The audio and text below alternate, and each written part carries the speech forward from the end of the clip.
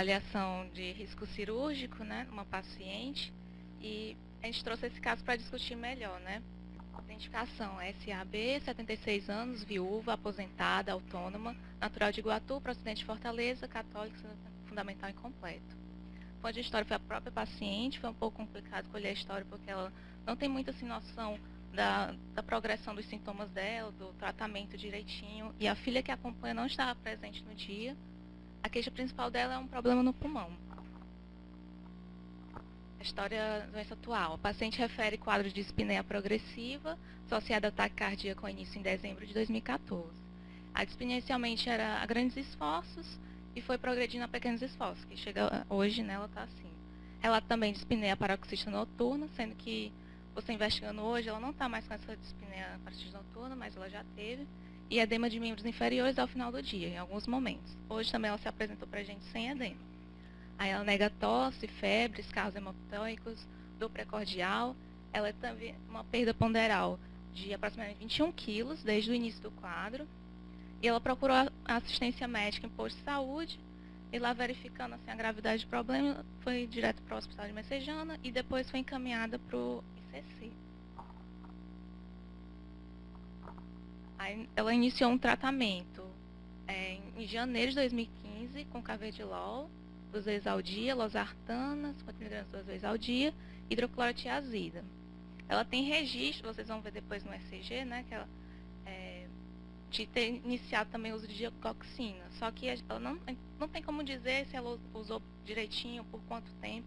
Só tem registro em prescrições médicas, em março de 2015. Ela já realizou 2 toracocentese, de acordo com o registro de atendimento no hospital de Messejana, teve 2 derrames pleurais. Também a gente não sabe dizer como foi isso. E após ter sido visualizada a opacidade em terço médio inferior do hemitórax direito, foi solicitado TC de tórax com contraste, que ela estava sendo já acompanhada no ICC. E disso também foi pedido uma biópsia para analisar o conteúdo, né? Eu vou mostrar mais adiante o laudo da TC. Aí ela foi admitida no serviço para avaliação do risco cirúrgico. Ela teve uma avaliação, parece, no hospital de Messejana, que disseram que o risco dela era muito grave e não seria possível fazer uma cirurgia, que vocês vão ver que é uma massa em hemitórax direito. E aí o Dr. Newton avaliou e pediu para ela ser internada aqui para a gente reavaliar, né? Aí a história patológica pregressa, ela tem hipertensão há 5 anos, ela disse que nesses 5 anos vem se tratando, nega diabetes, tem G10, P9A1, cirurgias prévias, ela fez uma perineoplastia em 2014, tem um parto cesáreo. De hábitos, ela refere ter mascado fumo desde os 18 anos e cessou o uso agora no início da doença. E nega etilismo. História familiar: nega casos de neoplasia na família, a mãe faleceu por complicações de diabetes mellitus, pai faleceu com problemas de rins, que ela também não sabe dizer o que. É filha única e tem uns filhos rígidos. E de IOA, ela refere uma dor em região lombar, que ela diz que melhora com o uso de tilex e codeína, né? E refere uma hérnia umbilical que piora com esforço. O exame físico dela é um estado geral regular, cooperativa, nictérica, febril, cianótica, hidratada, normocorada e eupneica. Você vê que ela tem assim uma dispneia aos pequenos esforços. Tipo, se ela for ao banheiro, ela já volta mais cansadinha. Frequência 120, a PA 120 por 90, fica variando de 130 a 100, 90 a 80, essa diastólica. O pulso é irregular, mas é forte. Na ausculta cardíaca, tudo isso é palpável, ritmo irregular, não tem sopro. De ausculta pulmonar. Não que ela...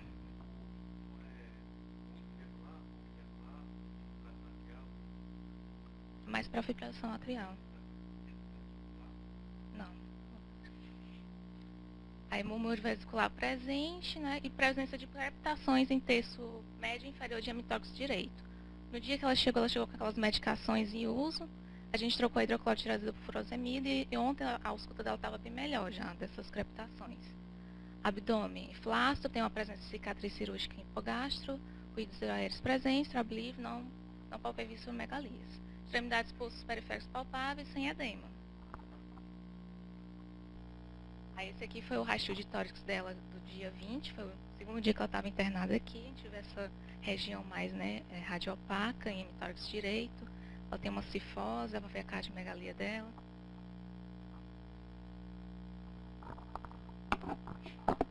Então o que você falou está tudo certo, eu vou só sistematizar aqui. Então era cardíaca aumentada, 2 cruzes em 4, acústica de ventrículo esquerdo. Os campos pulmonares estão muito escuros, não sei, provavelmente é da técnica, que a gente está vendo os corpos vertebrais aqui, deve ser da técnica, está muito penetrado, né? E uma região grande, homogênea, de ecogenicidade aumentada, ocupando aqui todo o terço inferior do hemitórax direito. No perfil, a gente vê essa massa aqui que se estende desde o externo, né, vai até próximo à coluna e a escoliose, né?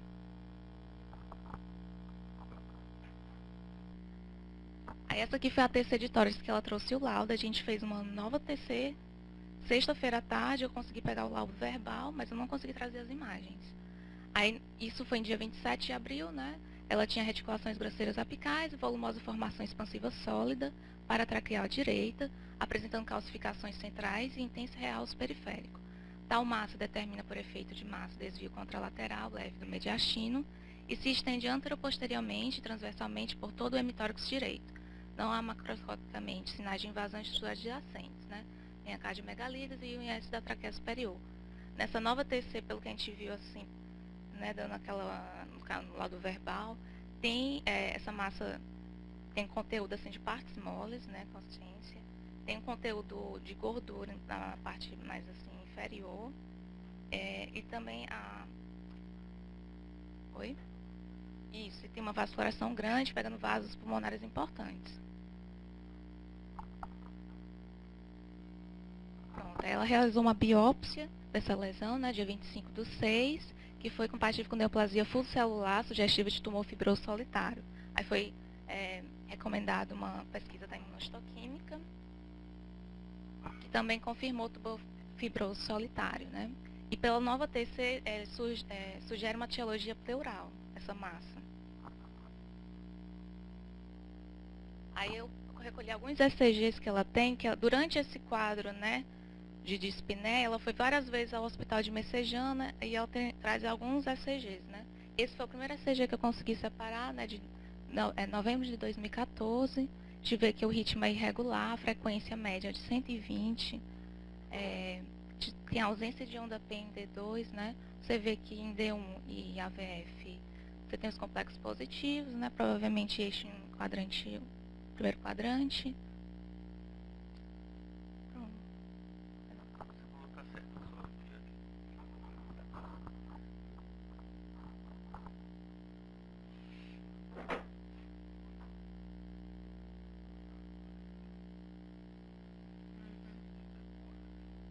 Tem outros, né? Tá bem.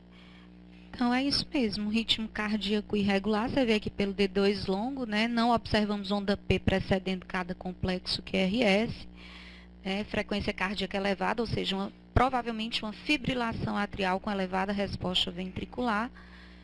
Em seguida, o eixo mantido, né? Não tem desvio patológico do eixo.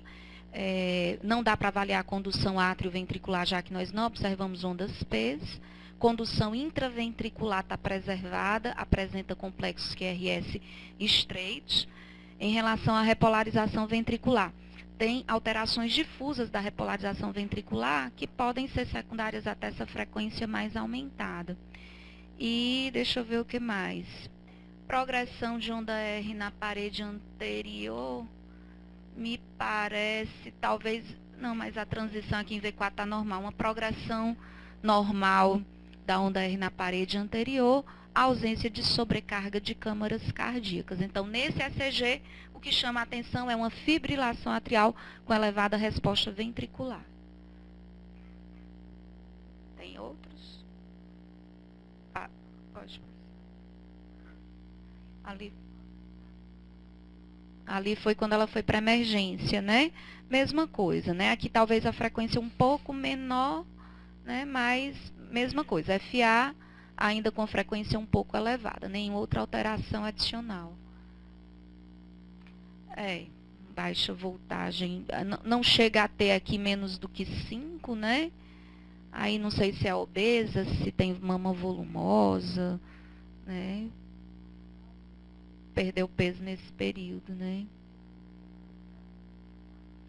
Pronto, aqui mesma coisa, né? Padrão de FA, RR regular sem P, progressão normal de onda R, alteração difusa de repolarização, uma frequência um pouco menor, né? Mais controlada. Nenhuma evidência significativa de isquemia no ECG de repouso. 100 miligramas via oral, uma vez ao dia. Para reduzir mais essa frequência. Foi.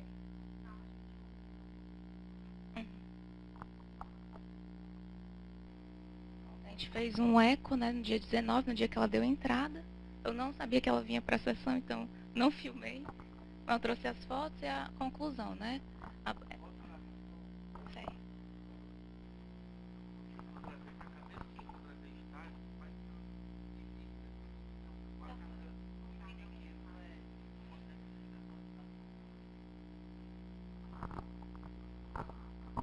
Bom, aqui, vamos começar por aqui, é a foto do longitudinal.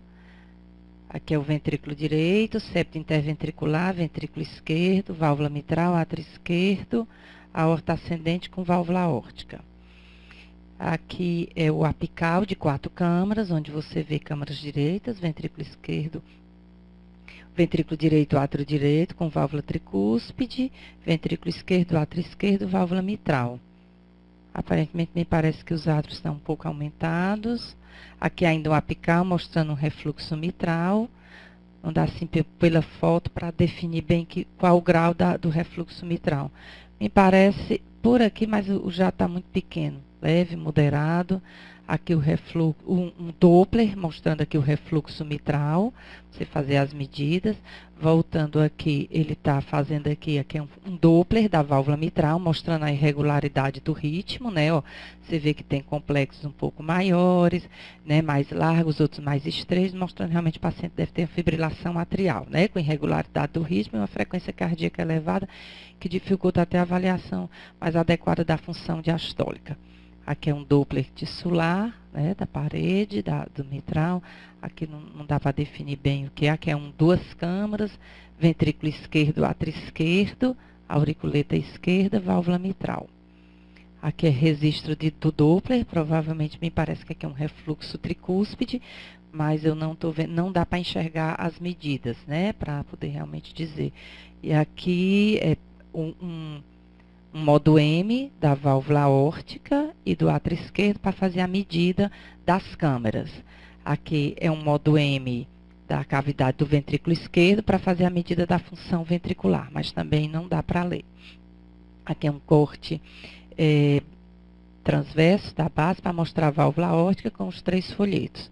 Coronariano direito, coronariano esquerdo, não coronariano.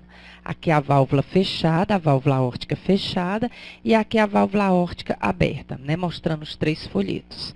E aqui os Doppler novamente, né, o Doppler da mitral mostrando, né, ainda a irregularidade, ondas maiores, ondas menores, mais largas e mais estreitas, para confirmar aí que provavelmente deve ser fibrilação atrial. E aqui um Doppler da válvula aórtica, um fluxo da válvula aórtica.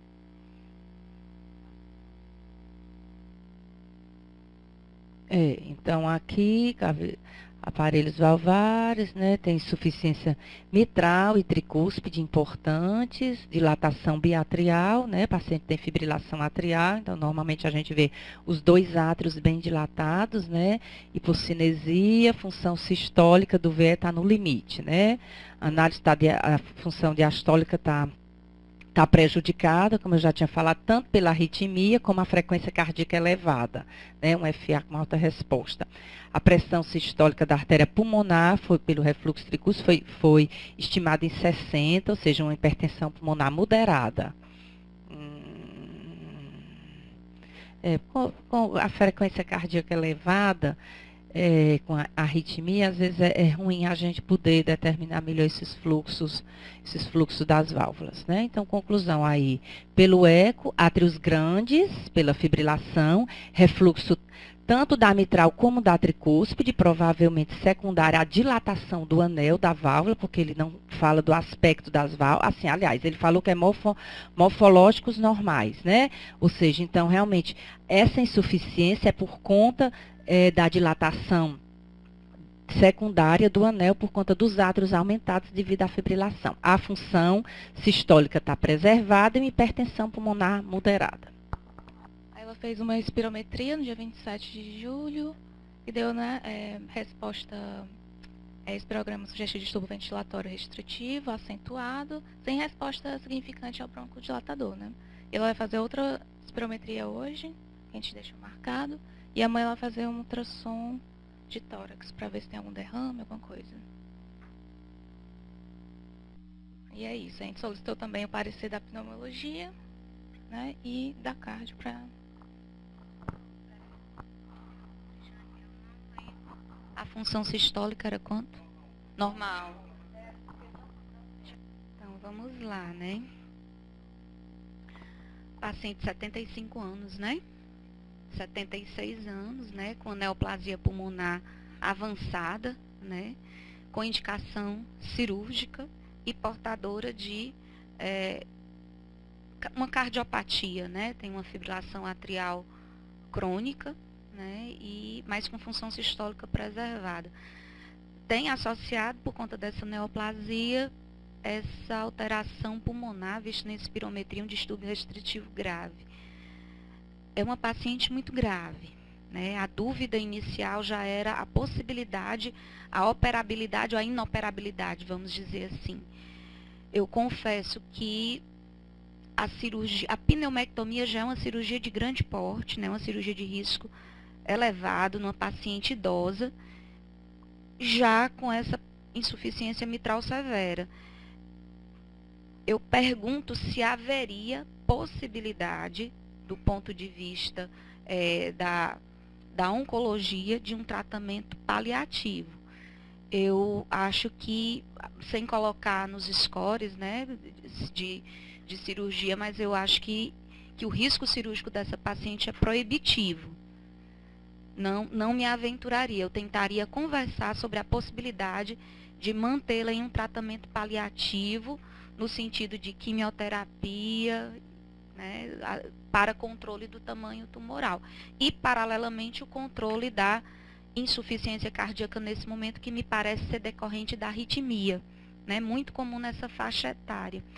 Eu só fico na dúvida em relação, ela vem com insuficiência cardíaca, né, provavelmente até diastólica mesmo, com SFA de alta resposta, né, uma frequência ainda não bem controlada, mas talvez um controle mais significativo da insuficiência cardíaca dela, talvez ela conseguisse diminuir essa resposta ventricular para a gente não ter que utilizar a miodarona, já que ela é crônica, né? Então, em algum momento pode ser que ela reverta, né?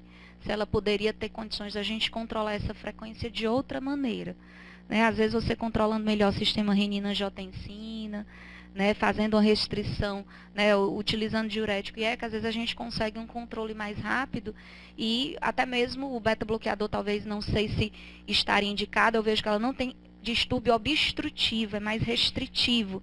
Talvez não fosse proibitivo o uso do beta-bloqueador ou até mesmo do digital para controle de frequência, para a gente não precisar utilizar a miodarona. Existem uns critérios de risco que a gente costuma utilizar, existem vários, né?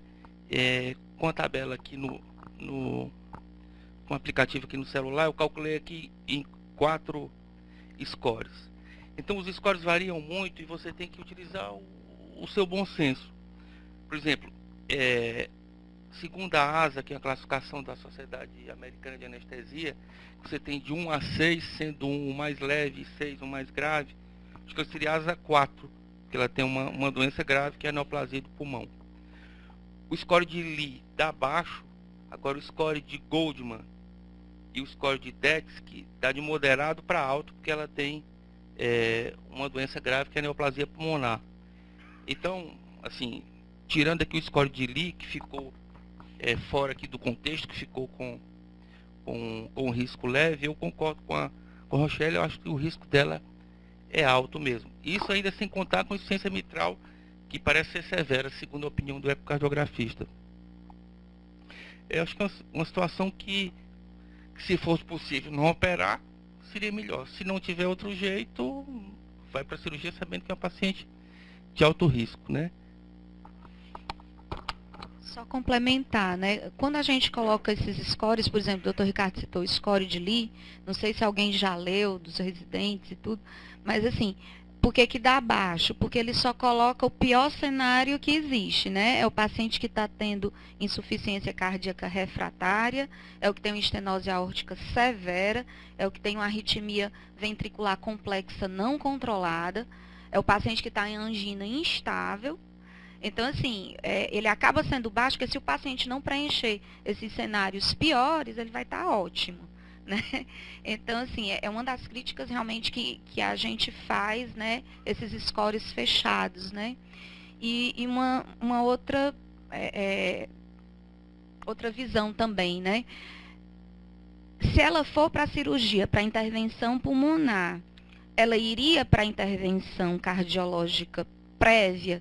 Eu acho que com essa complicação pulmonar, ela não resistiria nem à cirurgia cardíaca. Então, se for para a intervenção pneumológica, ela teria que ir com a insuficiência mitral dela, com todos os riscos inerentes a essa insuficiência mitral.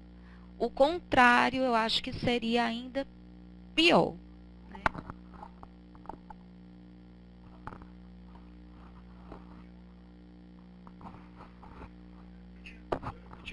Eu conheci ela semana passada, que o Marcelo tinha me apresentado, até pedi para trazer para cá, porque eu achei que era uma decisão muito complicada para tomar na beira do leito lá só, né?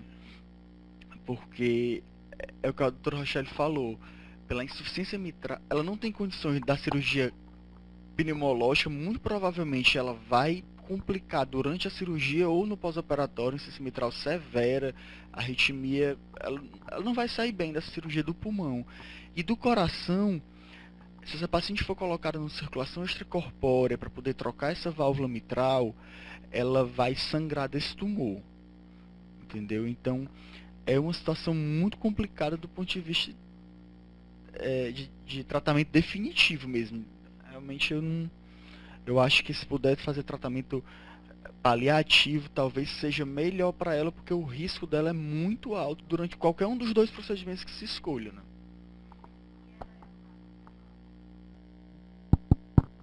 Bom dia. A gente vai dar continuidade na apresentação de caso, devo trazer esse caso do ambulatório. Vamos lá.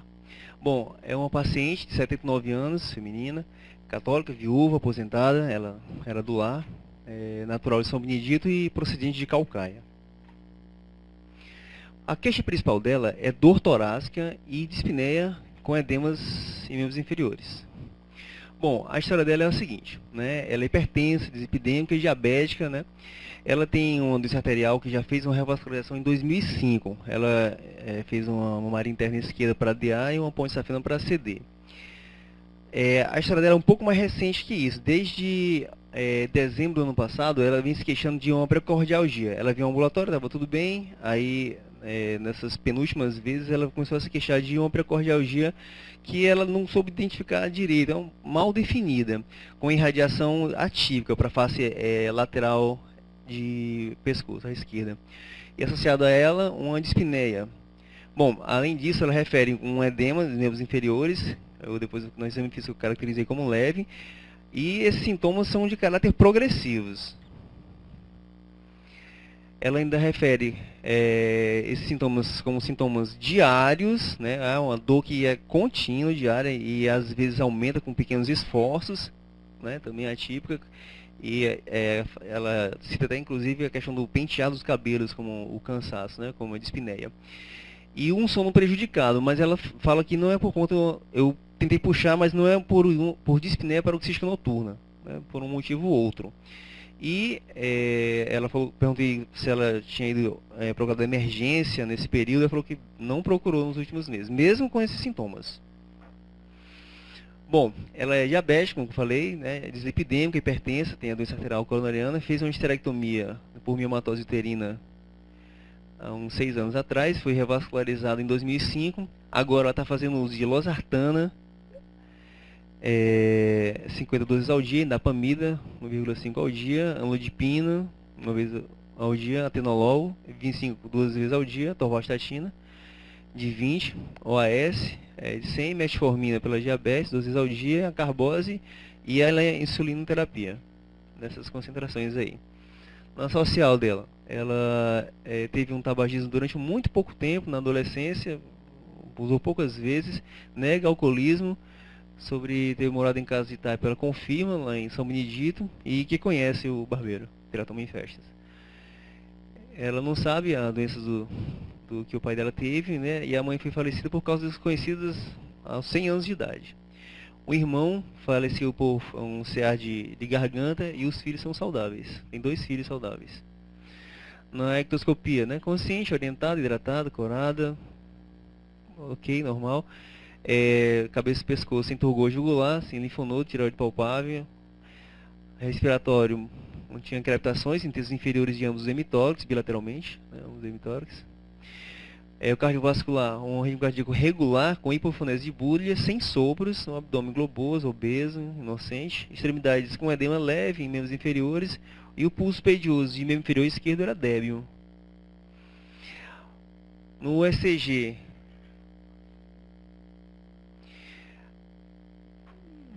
agora, da semana passada, né? Mostra um ritmo cardíaco, embora tenha...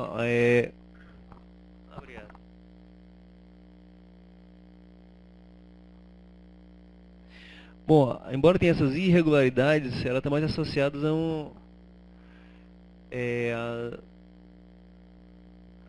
a artefato, isso. Obrigado. Mas a gente vê que as ondas RR são regulares. É um ritmo cardíaco regular, se encontra onda P em V1, então é sinusal, o ritmo é sinusal. Agora ela tem uma boa progressão de onda R, mas tem alteração de repolarização ventricular, principalmente aqui a partir de V4, V5 e V6.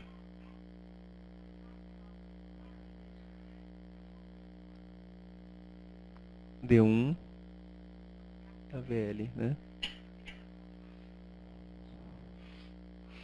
Onda T assimétrica, isso mesmo. Algum outro comentário? Sim, né? Então ela tem Sokolov-Lyon, né? Aumentado, né? Dá mais de 35 somando V1 e V6. Teste de V1 e V6. Então sobrecarga ventricular esquerda, tem alteração de repolarização ventricular e o ritmo cardíaco regular.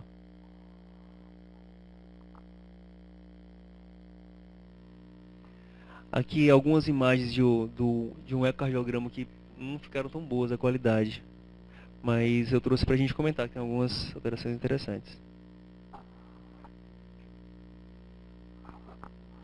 Aqui é um fluxo da mamária esquerda em repouso, mostrando, né, o fluxo sistólico e o fluxo diastólico, né? Tem mais alguma foto? Aqui é um corte longitudinal do ventrículo esquerdo, você vê aqui em cima o ventrículo direito, septo interventricular, ventrículo esquerdo, parede posterior, válvula aórtica, início da aorta ascendente, átrio esquerdo, válvula mitral. Aqui um modo M da aorta e do átrio esquerdo para fazer a medida. O átrio esquerdo está um pouco aumentado, é acima de 40, está 43, né? O normal é abaixo de 40, está 43. E a raiz da aorta está no limite aí do normal. Aqui é um modo M do ventrículo esquerdo, onde você vê septo interventricular, parede posterior, aqui na diástole e na sístole, né, quando você vê o espessamento das paredes. E aqui você faz a medida das cavidades, do septo e para ver a função. Aqui tem uma hipertrofia ventricular, com ventrículo de tamanho normal, a fração de ejeção normal de 72%. E uma hipertrofia ventricular. Aqui é um corte apical de 4 câmaras. que foi doutor Abreu, né? Então, provavelmente aqui câmaras esquerdas e ali câmaras direitas. Aqui é um fluxo da válvula mitral. Você bota o Doppler em cima da válvula mitral e faz o fluxo, né? E aqui a gente vê as ondas do fluxo diastólico da válvula mitral, mostrando um déficit de relaxamento. A onda E é menor do que a onda A.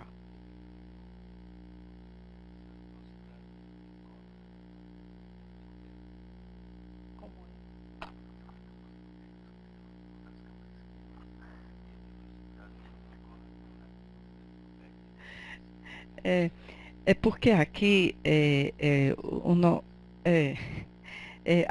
alguns ecocardiografistas que fizeram, né, as suas especialidades no INCOR, eles usam as câmaras esquerdas desse lado e as câmaras direitas do outro, né? Porque normalmente aqui a gente mostra o contrário para vocês, né? As câmaras esquerdas e as câmaras direitas aqui. Ele usa as câmaras esquerdas aqui desse lado e as câmaras direitas aqui. Mas no final aqui é o Doppler da mitral para mostrar que tem uma disfunção diastólica tipo 1.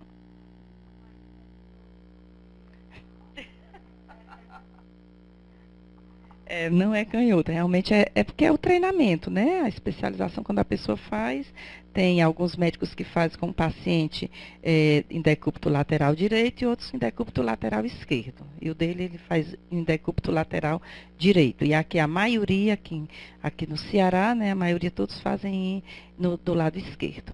Aqui ele está mostrando, ele vai fazer o fluxo da artéria coronária, da descendente anterior. Aqui é o fluxo, ele coloca aqui o Doppler e vai medir as ondas, a sistólica e a diastólica. Aqui novamente, ele mostrando o fluxo diastólico da coronária descendente anterior, para saber se tem estenose ou não dessa artéria. A gente vai ver aí na conclusão os índices que ele colocou. Aqui novamente, é o filme? Pronto, aqui um exame dinâmico, né? E aí você vê, como eu falei aqui, as câmaras esquerdas, ventrículo esquerdo, válvula mitral, átrio esquerdo, septo interventricular, ventrículo direito, válvula tricúspide, átrio direito.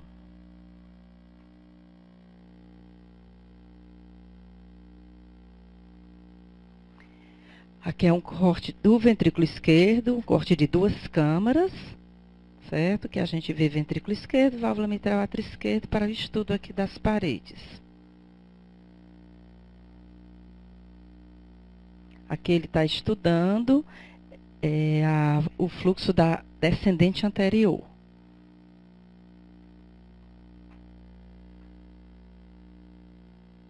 Aqui novamente, ele mostrando a artéria descendente anterior, onde o fluxo diastólico é para ser maior, porque ela enche durante a diástole. Aqui o laudo, mostrando, né, aquilo que a gente já tinha visto, uma hipertrofia com a função sistólica normal, um átrio esquerdo com leve aumento. Na conclusão, ele colocou hipertrofia concêntrica de grau moderado. Tu tá aí, chefe?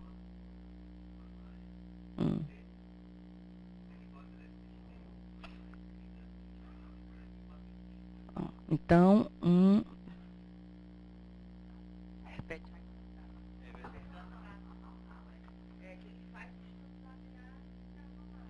Pelo transtorácico.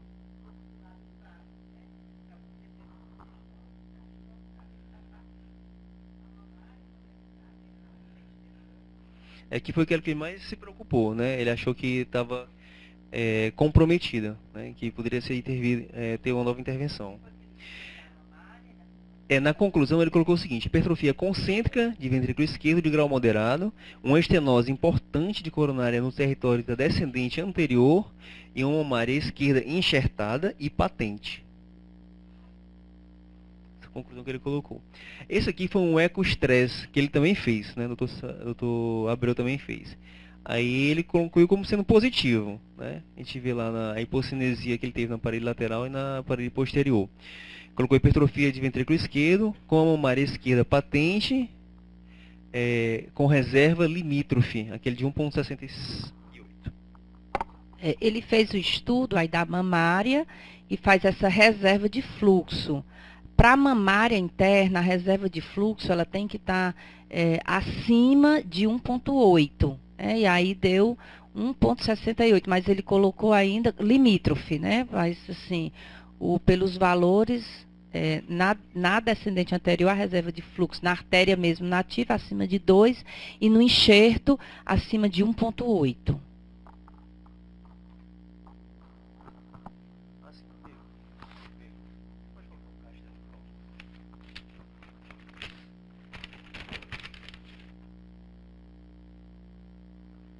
Aí a gente traz o CAT.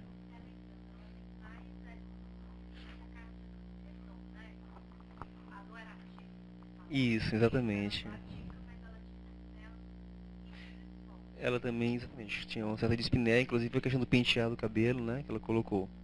A grande dúvida dele era isso, né, que ele considerou que ela teve sintomas recentes, né, de poucos meses para cá, de uns 9, 10 meses para cá, e que ela já tinha essa revascularização, embora tenha mostrado que, a gente vai ver que a mamária quanto as pontes safenas estavam pérvias, mas a arquitetura das artérias nativas dela estava muito comprometida. Ele achou que poderia ser feito alguma coisa a mais. Aí teve essa dúvida entre tratamento clínico e o tratamento com intervenção de angioplastia.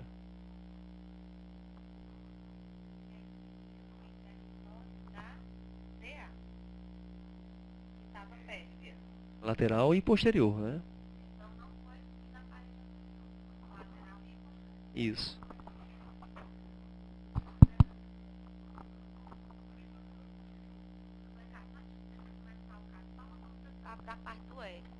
Quando eu tenho, pessoal, aí da ecocardiografia, quando eu tenho hipertrofia ventricular esquerda, por exemplo, na ergometria, no eletro, isso me interfere. Eu posso ter uma isquemia, mas que não atribuída à doença obstrutiva coronariana.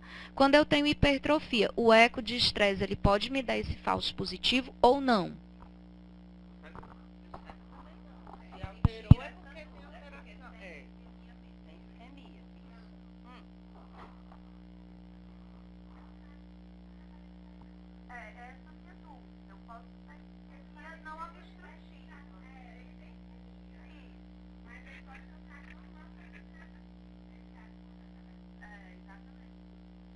Por causa da hipertrofia? Isso, eu vou ter Não é o que a gente costuma ver, não, né? Normalmente tem doença obstrutiva. Teoricamente pode, mas não, a gente costuma ver, não. Então, o cateterismo mostra aqui fio de aço da cirurgia anterior. A gente tem aqui a coronária esquerda, o descendente anterior vindo para cá e circunflexo que viria para cá, está fechado. Então, circunflexa com oclusão total na origem, descendente anterior com lesão severa, a partir desse ponto aqui, mais ou menos um terço médio, e depois continua bem fina.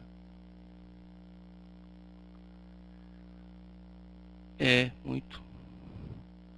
Continua aqui, a circunflexa seria para ver para cá, oblíqua anterior direita, uma diagonal vindo para cá também subocluída. Agora a oblíqua anterior esquerda, a coluna está à esquerda lá do paciente. Não tem nada, né? A gente veria a circunflexa aqui em cima da coluna. Tem um tronco aqui, só vê o tronco da coronária esquerda. E ainda tem uma lesão na distal ainda no tronco. Fala.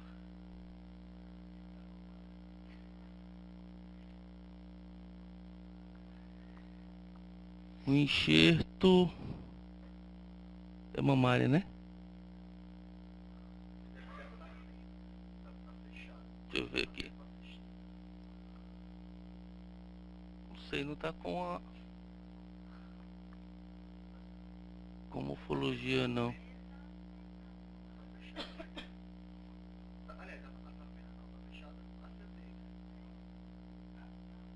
Como é que...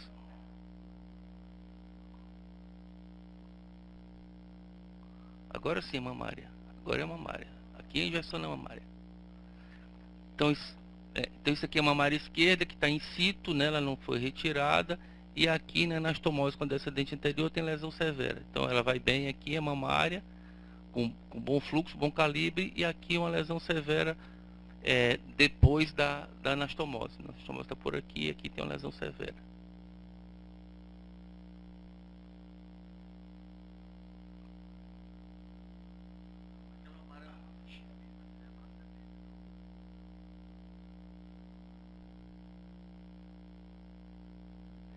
Não, isso aí é para DA.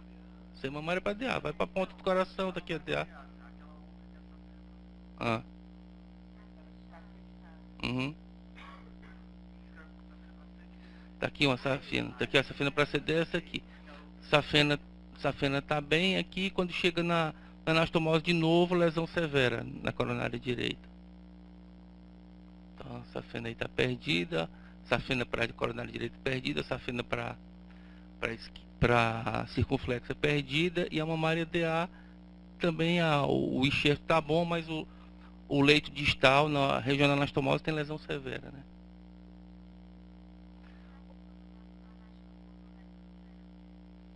Não sei. Oblíqua anterior esquerda, vendo outro aspecto aqui da ponte safena, que enche bem, mas que tem uma lesão severa na sua anastomose com o leito nativo da coronária direita.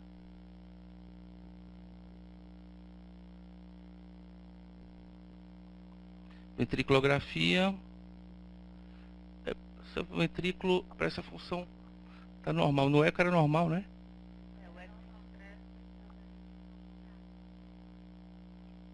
É, normal. Tem um laudo aí?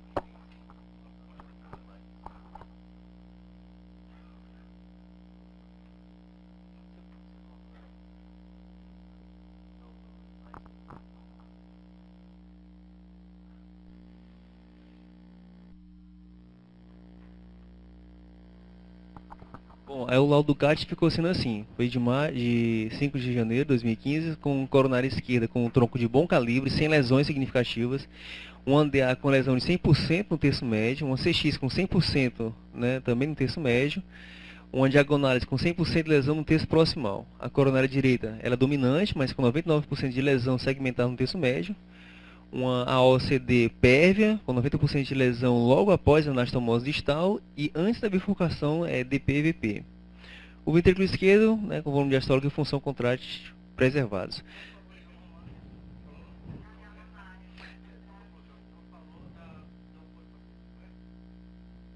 Não, ele falou só de CD mesmo. Eram dois enxertos, né, mamária e CD. Aí doença coronária triarterial, com a OCD, com duas lesões graves no leito lativo, e a mamária para DA com lesão grave segmentar no leito nativo. Todos os dois com leito nativo, função diastólica preservadas. É isso.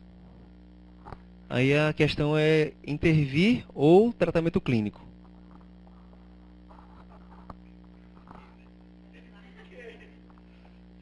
Alguém quer chutar? Para mim, tratamento clínico, não tem aqui onde nem tem possibilidade de percutâneo. E eu imagino que na época que foram já colocados esses enxertos, esses leitos já eram péssimos, né? Talvez o resultado já não foi bom desde o início. Eu acho que intensificar ao máximo aí tratamento clínico, já que é o paciente que tem uma hipertrofia concêntrica importante. Deixar pop quieto.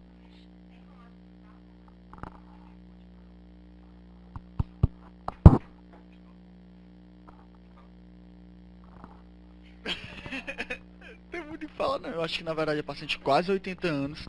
Agora o que chama a atenção é uma paciente com tanta doença coronária com a fração de ejeção normal, sem tanta ciência cardíaca, né? Porque ela não tem CD, não tem CX, né? A DA é horrível. Normal em repouso. Normal em repouso. Ela é dispneia, né? Câncer. E assim, eu acho assim que a única coisa, se aquela DA, o hemodinamicista conseguir passar um stent por dentro da mamária, para chegar lá com leito ruim ainda, eu acho que é remédio mesmo.